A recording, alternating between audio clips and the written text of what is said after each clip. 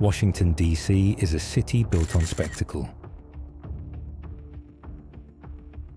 But on February 11th, 2026, the real drama wasn't in the microphones, nor in the rallying cries. It was hidden in a black leather binder on Attorney General Pam Bondi's desk.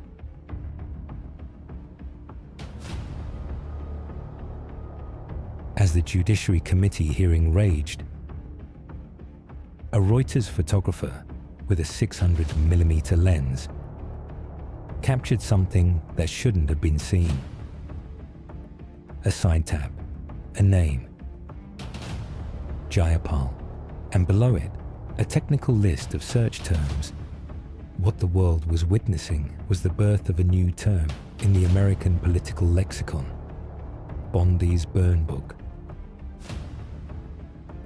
It wasn't just a folder of notes. It was the digital trail of a congresswoman, collected inside a room where privacy should be absolute. The question hanging in the heavy air of that room was simple. How did this data get there? To understand the weight of this discovery, we need to enter the SCIF, the Sensitive Compartmented Information Facility. It's a vacuum. Walls shielded against radio signals, terminals without internet connection, a sanctuary for national security. This is where lawmakers go to read what the rest of the world cannot see, especially the unredacted files of the Epstein case. Pramila Jayapal entered this room believing in the promise of the Transparency Act. She believed that in that isolated terminal, her search for the truth was private. But the Department of Justice of 2026 had other plans. Every keystroke, every hesitation was being catalogued. The DOJ wasn't just protecting the files. They had turned the terminal into a digital honeypot. A honeypot designed to track the curiosity of investigators. If you search for a donor's name, the system registers it. If you search for a sultan or a CEO, the system alerts you. In the SCIF, the silence is absolute, but the system log is deafening. Among the documents Jayapal accessed, one stood out. An email with the subject, Epstein's victim list. Here, forensic analysis reveals a catastrophic flaw, or perhaps a deliberate message.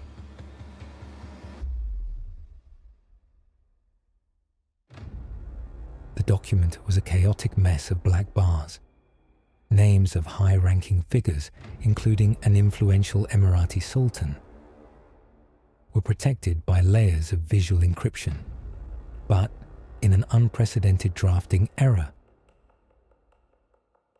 The names of dozens of survivors were left exposed. Real identities, lives destroyed, now printed on paper and monitored by those who should be protecting them.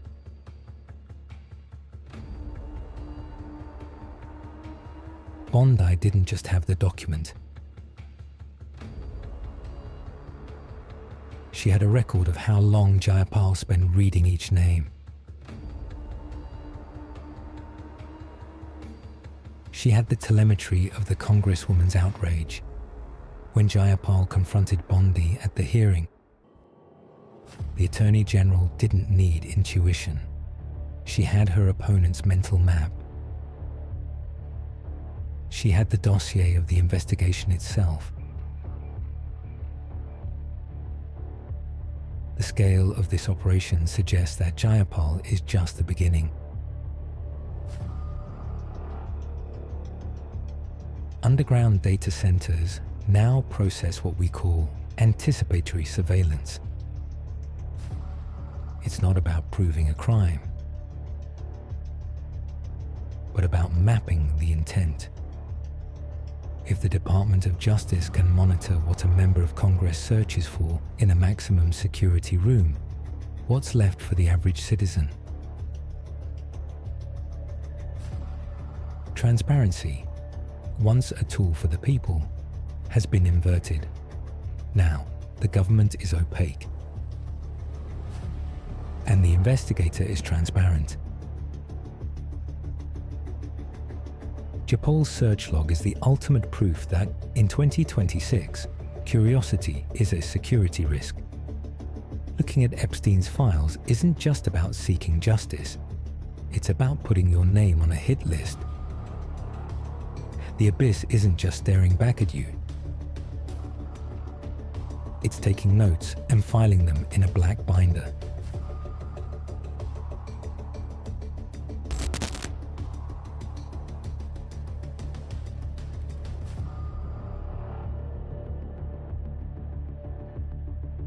The hearing ended.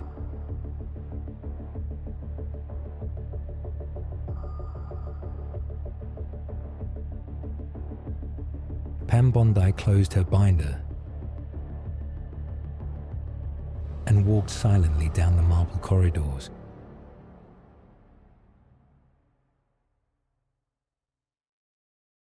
The political theater of Washington demands a rhythmic closing.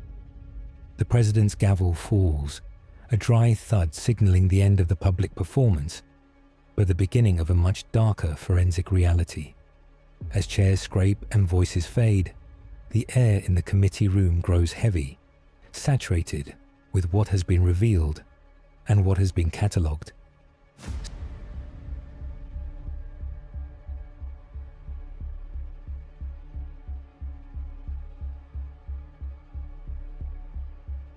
At the center of the movement, Pam Bondi remains motionless.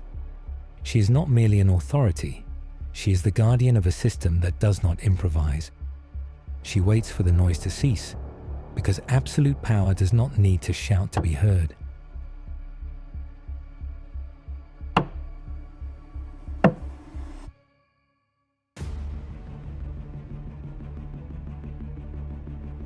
But the system log remains active.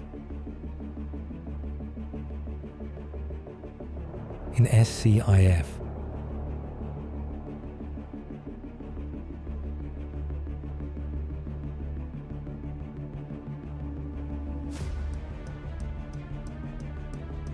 the cursor keeps blinking.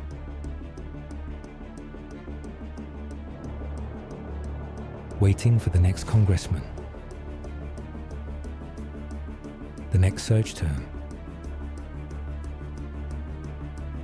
the next victim of the system.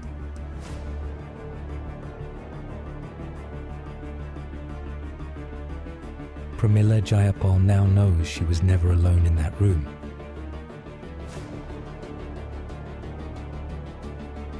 And now, you know too.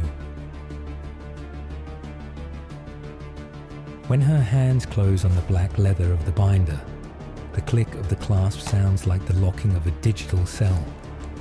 There, under the label Confidential, a congresswoman's privacy has been converted into metadata.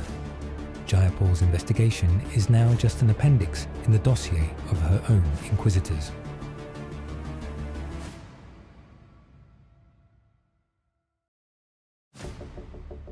Bondi leaves, but the silence she leaves behind in the Capitol is not one of peace. It's the vacuum left by a truth that has just been taken out of circulation.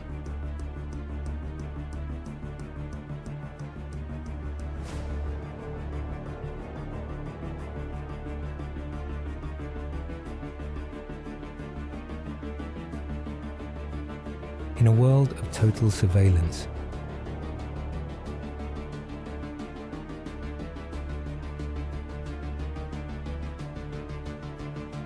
the truth isn't what you find.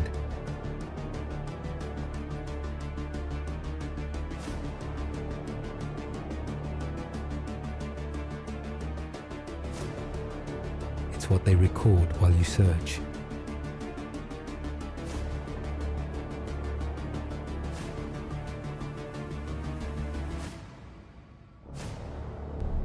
Welcome to the unseen.